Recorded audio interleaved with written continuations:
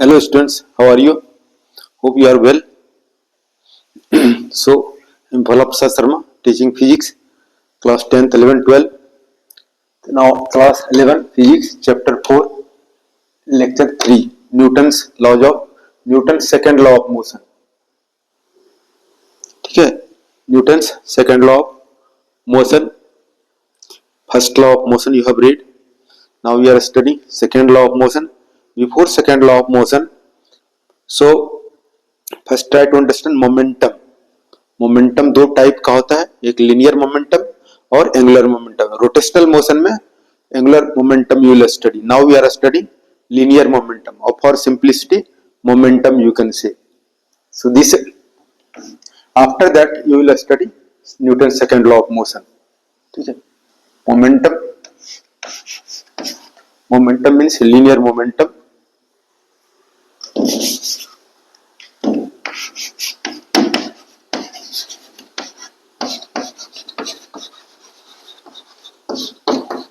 Momentum इसको P से denote करते हैं, ये वेक्टर क्वांटिटी है.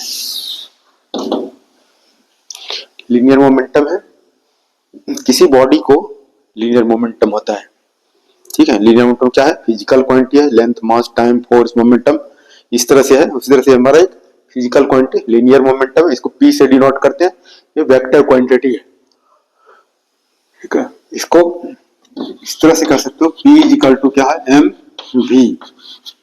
P is equal to M V है, यानी P linear momentum is the product of mass and velocity of the object. ठीक है, ये वेक्टर क्वांटिटी है, इसके डायरेक्शन क्या होगा? Along the direction of velocity. You are at rest, v is equal to 0. How much you have momentum? Momentum you have 0. Mass है, mass किसी body का क्या होता है? कांस्टेंट होता है. मोमेंटम किस पर डिपेंड करेगा? मास और वेलोसिटी पर. किसी बॉडी का you are students and you have momentum. You have momentum means you have mass, और सपोज करो यू आर एट रेस्ट, तो v क्या हो जाएगा? 0 हो जाएगा. You have 0 momentum. जब you have mass, if you are running, तुमको कुछ वेलोसिटी होगा, वेलोसिटी मल्टीप्लाई करो मींस यू हैव मोमेंटम. यानी कोई मूविंग बॉडी को मोमेंटम है, कोई बॉडी रेस्ट में है तो मोमेंटम नहीं है. How you define? linear momentum of a body may be defined as the product of mass and velocity of the body. Definition you can write: linear momentum of a body is defined as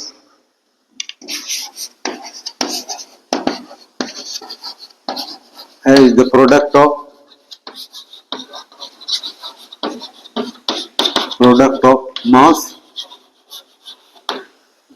mass and velocity. That is, इसको mathematically you can write momentum is equal to mass or velocity. Okay, in scalar form,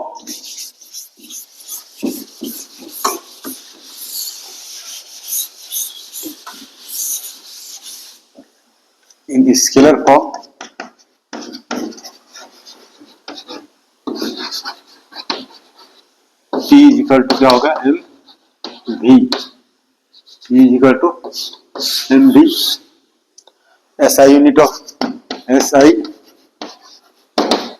of momentum. Momentum is, ये mass क्या आ जाएगा? Kg, kilogram, और velocity का metre पर second.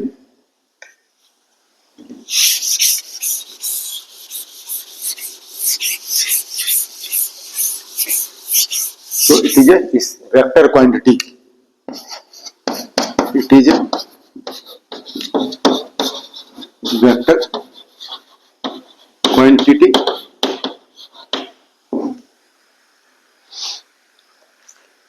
Now you will study second law of motion. ये देखो, P क्या है? मोमेंटम है. अगर इसको dP कर दें तो क्या होगा? Change in momentum. Change in momentum means ये P2 माइनस P1, ये क्या हो गया? Initial momentum, final momentum. Change in momentum, dP क्या होगा? Change in momentum. और अगर हम ये क्या है टाइम है dt कर देते हैं तो क्या हो जाएगा, this dt is equal to t2 minus t1, this change in time. ये क्या है dp बाई dt, dp क्या होगा चेंज इन मोमेंटम, dt क्या है चेंज इन टाइम, तो क्या होगा change in momentum by time, क्या होगा rate of change of momentum. तो this rate of change of momentum of a body is directly proportional to force. ये second law of motion है। Second law of motion क्या है, Newton second law of motion, ये क्या हो गया, the rate of change of momentum of body is directly proportional to the force applied. इस second law of motion का दो पार्ट है, ठीक है, दो पार्ट क्या हो गया, एक पार्ट ये है the rate of change of momentum is directly proportional to the force applied and change takes place in the direction of applied force। अगर ये डस्टर अगर टेबल पर रखा हुआ है, फोर्स इधर अप्लाई करेंगे तो बॉडी भी इधर मूव करेगा, मोमेंटम भी चेंज क्या होगा इधर ही होगा। So you have seen ये क्या होगा change momentum by change in time. dp by dt क्या होगा rate of change of momentum, rate of change of momentum directly proportional to applied force. Momentum पढ़ा है, ये हमारा मोमेंटम है, जब फोर्स अप्लाई करेंगे तो वेलोसिटी क्या होगा चेंज होगा, वेलोसिटी चेंज होगा तो मोमेंटम चेंज होगा।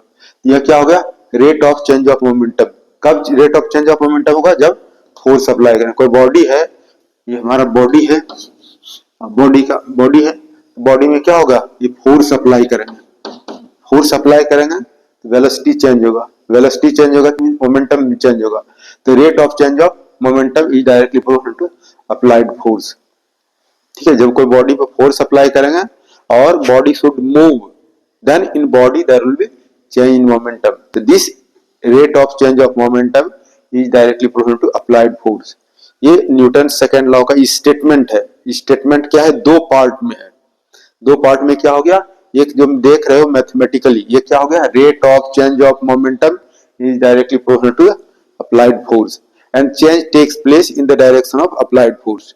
चेंज, अगर इस बॉडी पर हम फोर्स इधर अप्लाई करेंगे तो body would move in this direction, body को भी इसी डायरेक्शन मूव होना चाहिए, ऐसा नहीं। So change takes place in the direction of applied force. Now you can write statement, यही स्टेटमेंट है। क्या हो गया, the rate of change of momentum of a body is directly proportional to applied force and change takes place in the direction of applied force. So just you can write statement of Newton's second law of motion. Newton's second law of motion is very important. Out of three laws, इन तीनों law में से Newton second law of motion is very important. Generally it is asked in the board examination. और Newton second law of motion gives the measurement of force F is equal to ma, ये निकालेंगे Newton second law of motion से, ये derive करेंगे। और second law is the real law of motion. ठीक है, now you will write definition, the rate of change of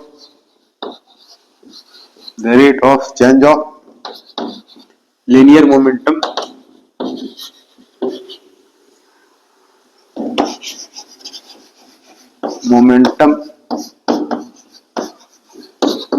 of a body is directly proportional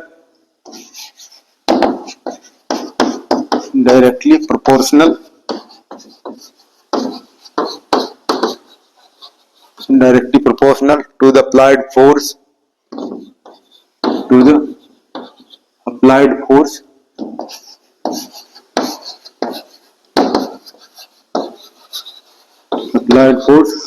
and change takes place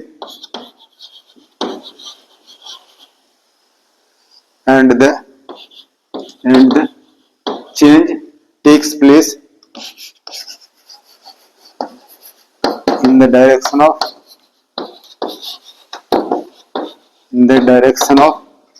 applied force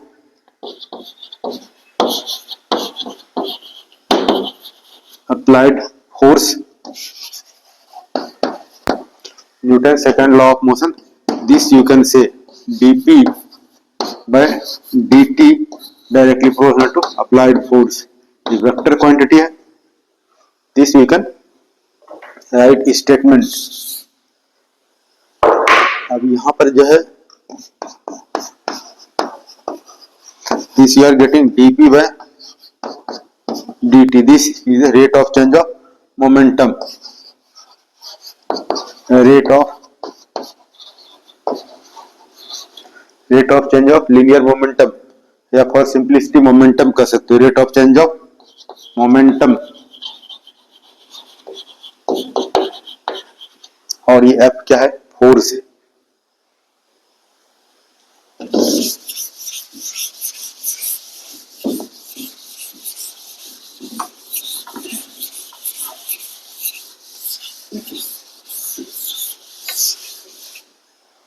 F is equal to force. अब यहां से you will right dp by this also you can write on, that is a force F is directly proportional to dp by dt। अब proportional sign को क्या करते हैं, हटा करके कांस्टेंट लिखते हैं, F is equal to K constant और dp by dt।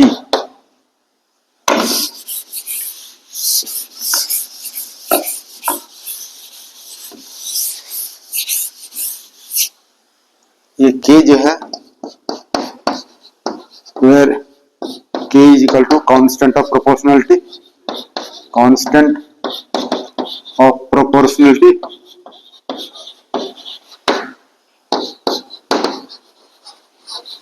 constant of proportionality, और K का वैल्यू जो होता है 1 होता है। Then what will you get? F is equal to dp by dt, and this you have rate, क्या पढ़ा है, momentum, P is equal to mv, momentum equal to mv। Here you can write ये P के place पे mv, m क्या constant है।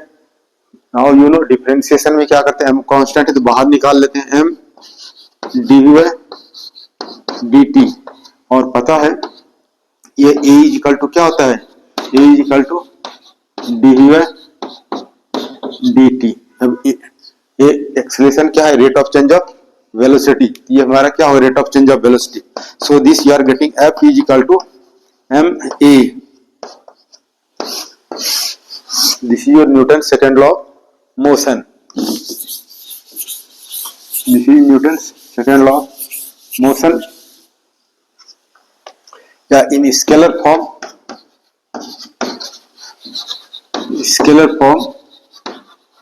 F is equal to ma, F is equal to ma।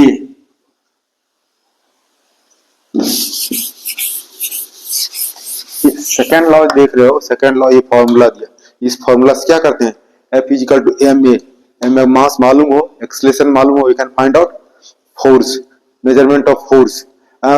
Second law gives the measurement of force. Second law या Newton second law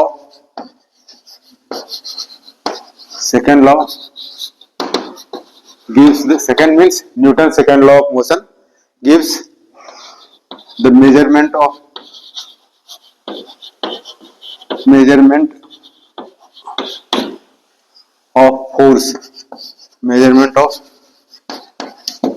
force, second law of motion gives the measurement of force। ये हमारा अगर 3 dimension में consider करो, पूछा जाता है state on derive expression F is equal to ma, Newton second law is very important, so this you will study।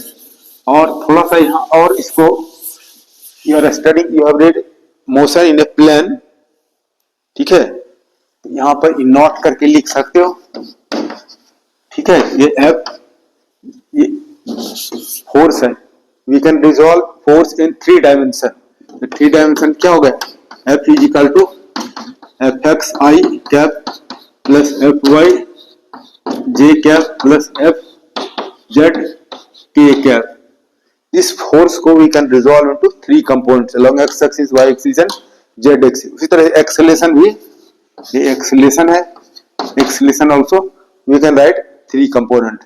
क्या हो जाएगा, A X I plus A Y J cap plus A Z K cap.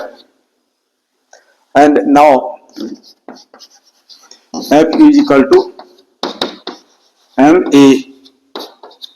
अब F और A का value we can put, क्या हो जाएगा, F X I cap plus F Y J cap plus F Z K cap is equal to M, और ये A के place पर this value you can put A X I plus A Y J cap plus A Z K cap. Now we can multiply this by M, इस तीनों को m से multiply कर देते हैं। What will you get here by multiplying, so this you will get F X I plus F Y J plus F Z K is equal to we can multiply M A X I cap plus M A Y J cap plus M A Z K cap. ये हमारा जो है this coefficient this also equal, और you can say equating coefficients of I J K on both sides, equating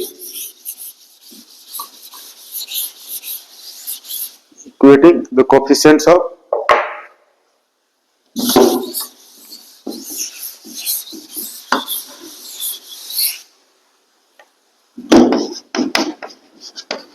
equating the coefficients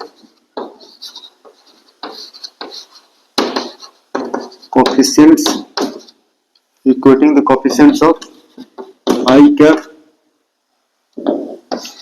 J cap and K cap on both sides.